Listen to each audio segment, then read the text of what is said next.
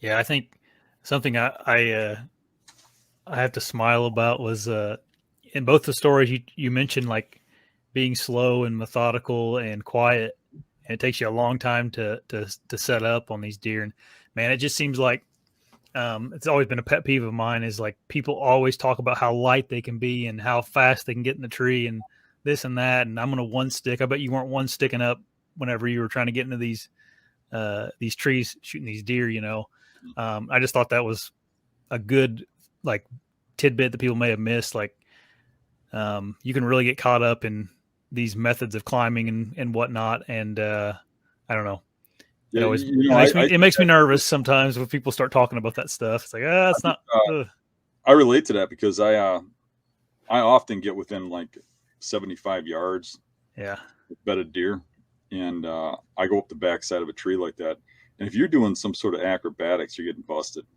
It's a slow, methodical climb, and you're you're going up the backside of the tree so you can peek around and you can see if anything's looking at you, and you can actually get to the height you need, not by looking back to see where the deer are, but you're looking in front of you. You're seeing how high you can get based on cover and stuff, and where you can put a stand based on what those deer can see. Because you might get to a point where there's a limb in front of you and between you and the deer, and then you can slide the stand around to the front of the tree, and you can get to the front of the tree by stepping around and just gluing to the tree. But you couldn't have done it lower in the tree.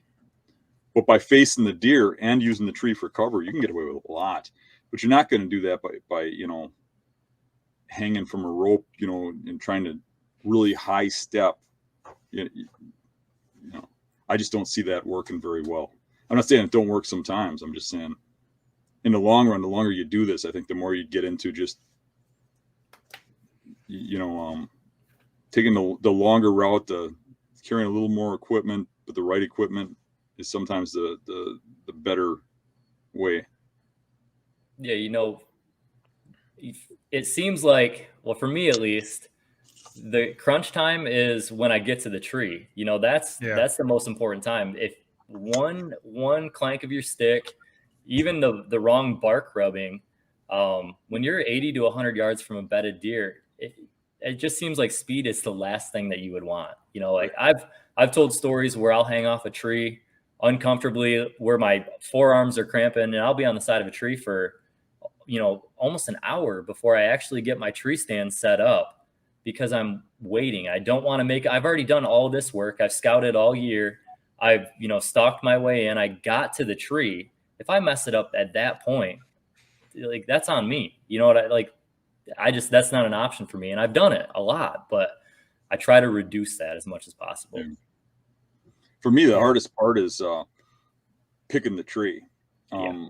One thing I do that's similar to Jake is I stop before I go in there, but a little bit different on the reasons. Some of the same, but one of my big reasons about stopping is my life is so fast paced, and I would imagine most people are in the same way, that if I don't take a stop and just sit down for a minute and slow my metabolism and thinking down, I'll find myself going too fast and I'll spook the deer. So I have to actually stop and settle myself down and just get into a slow mode. And at the same time, I'm trying to pick a tree from a distance, and I'm looking at what the thermals are going to do, that the wind's going to do, because I don't normally, I'll have trees picked out, but that doesn't mean I'll end up in them.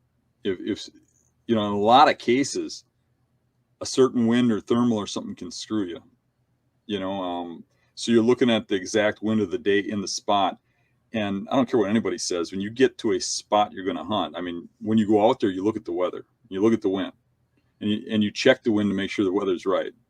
But you throw it all out the window when you get to your spot, especially if you're in hill country, because the wind will be doing something different when you get there. Maybe not drastically different. You have a general idea. They'll be doing something different. And I'm going to look at how the cover is on the trees and stuff and pick out my tree. And then when I get to the tree, a lot of times I'll stop like 20 feet from it and see something I couldn't see from the angle I was at. And now I'm picking a different tree. So actually getting into a tree is probably one of the hardest things I do when I get close to a bedded buck, is picking the exact spot I got to be in. And I think I've gotten pretty good at that. When I first started doing that, I ended up in the wrong tree a lot and would get busted a lot, or end up wounding deer because they'd catch me where now more often than not, I'm going to catch that deer completely off guard, just by the choice of the tree and going in slow and picking it. Yeah, I just wanted to make that point because I've made multiple how to climb a tree with a tree stand, like how tos now for whatever the beast, and you always get them questions like how fast can you climb? I'm like, well, it's really how slow and undetected can you climb is what you need to worry about. I don't care if it takes you an hour to climb up the tree. You got to remember that most people were originally taught how to hunt by staying away from bedding areas, and they're going out and rut hunting. They're hunting a funnel. Yeah. All that matters is they climb a tree, right? Just go where they're not going to cross the scent trail. I mean, when we're hunting beds, we're hunting a whole different way.